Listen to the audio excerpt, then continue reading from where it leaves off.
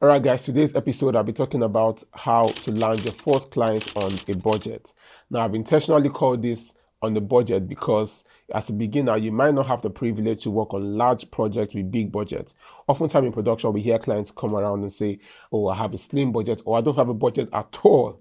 But as a beginner, you want to take advantage of all of these opportunities and see how you can leverage the project to build a strong portfolio for yourself. So the key thing here is starting out small, looking for small projects that you can do, and you can leverage that to get bigger clients and bigger projects. So do not forget, this is how to land your first client on a budget. Landing your first client in production is sometimes some of the hardest thing to do, because really there are many people out there who are already great, doing great stuff, and also there are very few clients who are willing to take the risk on a starter. So if you ask me, I would say if I was to start all over again, the easiest way to land your first client would be to collaborate with those already established, intern with them, provide them my skill for either free. Don't forget, we talk about working for exposure, or for half or less of what is industry standard. Now, this may appear like you're shortchanging yourself, but really it's just a means to an end, right? It's just a way of getting your foot in the door,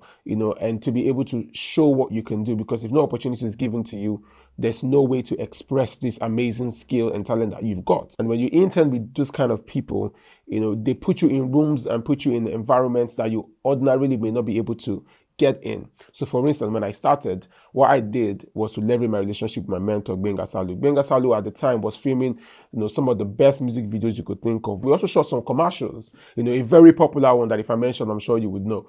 So we did a lot of projects together. Now, what that did for me was I was able to offer my skill as a cinematographer to my mentor, who was a director, so it was like a match made in heaven, you know what I mean? So it's like, a perfect combination. He's a director, I'm a cinematographer. Every director needs a cinematographer, and every cinematographer needs a great director. I went from being a cinematographer also to being an assistant director, and then to be eventually becoming a director for myself. So I was able to build those skills, but also I was able to leverage his own clientele. Now, what I did is, he had big clients, and I'm a cinematographer. We worked together on this project, and I also have that project as a show reel for myself. I can show that project to anybody to say, listen, this is a project that I worked on. And I will not be lying, because I did work on it. I'm a cinematographer for the project. It might not be my company project. It might not be a personal project, obviously, but I was able to credit myself for my role on the success of those projects. So that gave me an opportunity to be able to use those content to land my first client.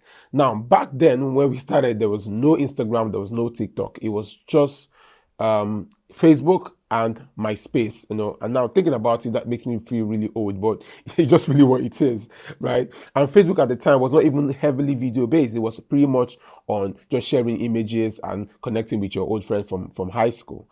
So at that time, there was no platform as such to show off your skill as it is right now. So if I was to do all over again now, I would still seek for mentorship, seek to collaborate with people who are already established than I am. Now, work with them on project, try to work to play a significant role in this project, right? Try to be either the cinematographer, or to be the gaffer, or to be the sound guy. Try to just play a significant role, that is in alignment with your skills, of course. And then when you have done this project and the project is a success, post it on your social media. Take credit for your hard work. It's not about being proud. It's not about, playing humble and playing small. No, you need to show off your skills and show yourself and let people know this is what you're capable of doing. Because if they don't know what you can do, then you will not be top of mind when the need arises. Post the content, tag everyone that played a role on that project, so everyone gets their due credit, but also tag yourself. Put it on your story and say new project, new work. It is not a lie. You're not farming anybody. You played a role in that project, and people would see what you can do. Share it on your WhatsApp, share it on all your social media platforms, and continue to repost it as often as you can.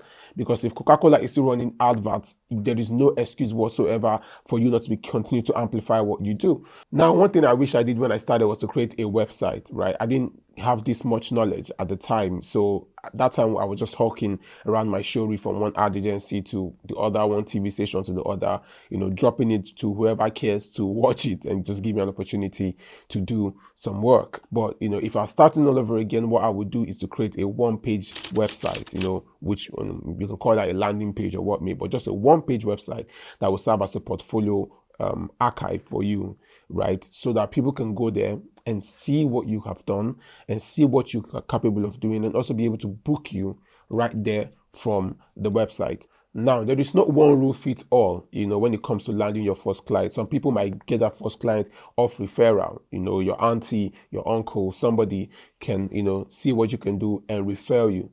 Some other person can get their first project off, just posting your stuff on social media, and and someone sees it and then reach out to you. But the last thing you want to do is not put yourself out there, either by referral, either by creating a good portfolio for yourself, either by leveraging relationship and collaborating and posting your work on social media and amplifying what you do. Whichever means possible, one thing for sure is that the only way you can land your first client is by doing something. And one thing you must keep in mind is that when this opportunity is given to you to collaborate with somebody, or someone who's established decides to reach out to you and then pull you up where they are, it's important not to let them down.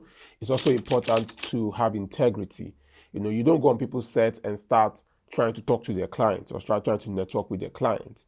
You are there to serve whoever has brought you up, and you want to be loyal to them. Those are unspoken rules, but are totally unacceptable, and they can literally ruin your relationship with those who are in the position to help you. So when you get these opportunities, do not forget to go on set and focus on why you are there. Focus on serving whoever has helped you, and focus on showing what you can do and expressing your skills to the best of your ability. Also, do not forget that when you also get this opportunity to work on this project, give your best.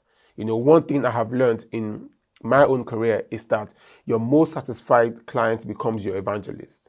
And I say that again, your most satisfied client becomes your evangelist. The more you are able to satisfy your client, go above and beyond and over that again, the more they will speak about you, the more they will evangelize about you. I've done projects that, it's just come off from referrals. I recently did something for the World Bank and it came off referral, so it's very, very important that when you are given an opportunity, that you surpass the expectations of your client, and you also look out for something that they might need but they haven't thought about. So I give you a clear example. It's just a typical way how it works, like even in day-to-day business, right? The reason why you go into a supermarket and you find different options, and then you had one thing in mind when you went into the store, but you end up coming up with a lot of things because they put things that that you might need but you haven't thought about until you see it, right? And that's how you also have to work as a creative. I might be saying to you, oh, I want to create a video for my product, but I haven't thought about voiceover. I haven't thought about, maybe there's a voiceover that can drive this story and make it more compelling, for the audience. But I'm just talking about video. And don't forget, when I talk about voiceover, then there have to be some scripting. Now the client may not have thought about all of this. Just say, oh, I saw this video and I want to create a video. So you can say, okay, let's just go ahead and do a video. Or you can say, what story do we want to tell in this video?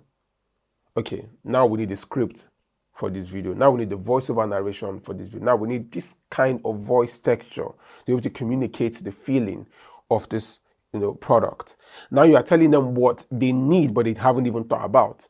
So you are solving more problems that the client will eventually encounter in the future. And when you're able to provide those kind of solutions, as I will call it, you are building a stronger relationship with your clients. You're making yourself a go-to person when it comes to media solution, and you're eventually going to transform them into your evangelist, which is the quickest and the best way to sell. Referral still works like magic. We have all the 1,000, funnels to draw in people, marketing funnels, advertising funnels. We have all of this going on, but referral still works magic. And I would say, do not forget, when this opportunity comes to you, you want to leverage, those opportunities to provide bigger solutions. So just a quick recap on the things that we talked about today on how to launch your first client on a budget.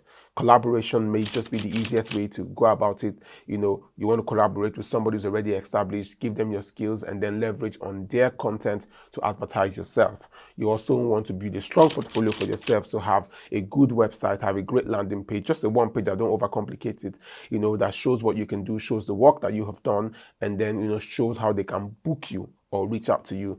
You also want to go above and beyond to deliver any opportunity that's been given to you. And that way you leave a mark on both in the minds of those that are supporting you and in the minds of the clients. And lastly, you want to have integrity when you're collaborating with others. You want to give people their due credit. You want to ensure that when you're on their set, you are giving your best and you are not in any way trying to interact with the client whatsoever.